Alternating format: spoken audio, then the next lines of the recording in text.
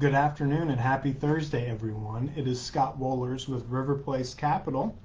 It is Thursday, May the 11th, and we want to touch briefly on what markets did last week. And it was a very eventful week in markets last week with a Fed meeting and a jobs report, but all of that came in with the S&P 500 finishing the week down 80 basis points, or down 0.80%.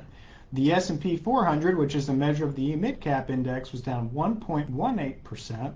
And the small caps as measured by the S&P 600 were down 80 basis points, just as much as the S&P 500, or down 0.8%.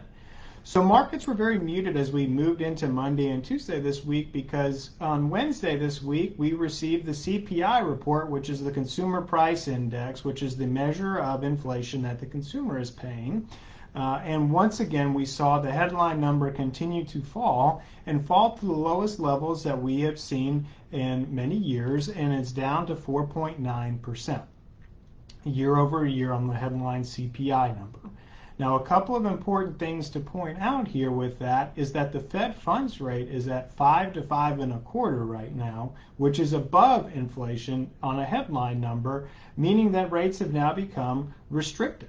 And which is where the Fed wants to be in its fight against inflation, is to get rates into restrictive territory. So what this did yesterday is right at the open, you saw the market rally off of these numbers, and you saw the market start to take off. But all of a sudden, about 9-10 o'clock, we got some headlines out about the debt ceiling negotiations, and those weren't going anywhere.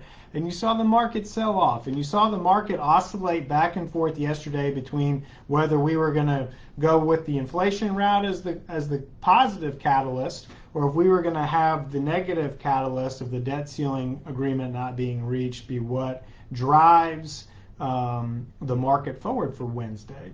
Now, ultimately, the bulls won, and I wanted to point that out as the market finished the day positive off of the inflation numbers. A couple of things I wanted to point out about inflation and how it comes down. And while I'm very excited that it's still down, it's still high at 4.9%. And some say, well, the Fed's target's 2%.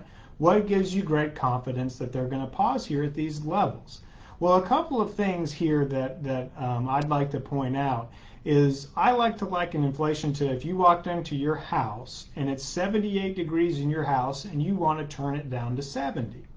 Well, you'll go upstairs and you'll turn your thermostat, you turn your air conditioning on, and you'll turn your thermostat to 70 degrees. Doesn't matter if you turn it to 60 or 70, it's still going to go down at the same rate, and it's going to come down incrementally. It's not going to all of a sudden in 5 minutes go from 78 degrees down to 70 degrees. It's not going to work that way. And we've talked about this in the past where it's a step down as it slowly works its way down, as policy's working its way through the system, as the supply chain is catching up, and things along those lines. It takes a little bit of time for inflation to come down. But as long as they continue to see the trend line coming down, I believe it gives, and we believe it gives the Fed the ability to pause raising interest rates here, as well as we're still absorbing from the regional banking issues. It's still a headline every other day. One day it's good, the next day it's not good.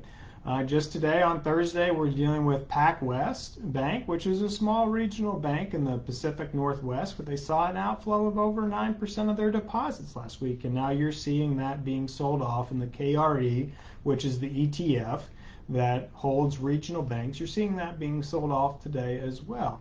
And you now have these regional banks trading under 1 times book value, so at very discounted rates. You have them 6.5 times to positive cash flow, and then you have them at 7 times earnings right now, current earnings. And what that's telling you is that the market does not believe in the latter half of this year that those earnings are going to hold up for the regional banks. So those are the pressures that are putting, as we're always worried in Wall Street and we're always climbing a proverbial wall of worry, those are the things that are standing out. And as we're getting closer and closer to June, you're going to see those headlines start to drive some volatility in the marketplace unless we get some clarity around a deal being closer to being done than where we stand today. So all of this is good news that we believe that the Fed, this gives, with inflation the way it was for April's numbers, that it gives the Fed the ability to pause here next month in June, to let the market and the economy absorb what's happening in the banking side, because credit is really tightening up, especially in these regional banks, which is where most of Main Street goes for their credit facilities, our community and regional banks. So as they tighten, that is going to have a negative drag on GDP and economic growth. So I wanted to point that out, as well as if you have a diversified portfolio of equities and you're underperforming the S&P 500 this year, I would encourage you to not be discouraged. The market so far this year has been very, very concentrated into 10 names, 7 of those being large cap tech names and 3 of them being communication services and 1 consumer discretionary stock. And those 10 stocks are comprising over 90% of the returns so far year to date in the S&P 500, with most equities either being flat or negative on the year. So what does that mean? Well, what we would believe will happen and what we hope to see happen is, if we do get the debt deal and the Fed does pause in June, is we hope to see the market breadth widen out, and that the average stock actually starts to outperform these winners so far year to date. And that'll tell us that we're heading in a very positive direction and moving upward.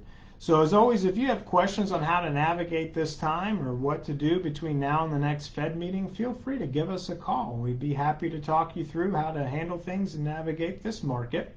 You can reach us at 904-346-3460, or as always, check us out online at www.riverplacecapital.com. Have a wonderful rest of your week, everyone. Thank you so much.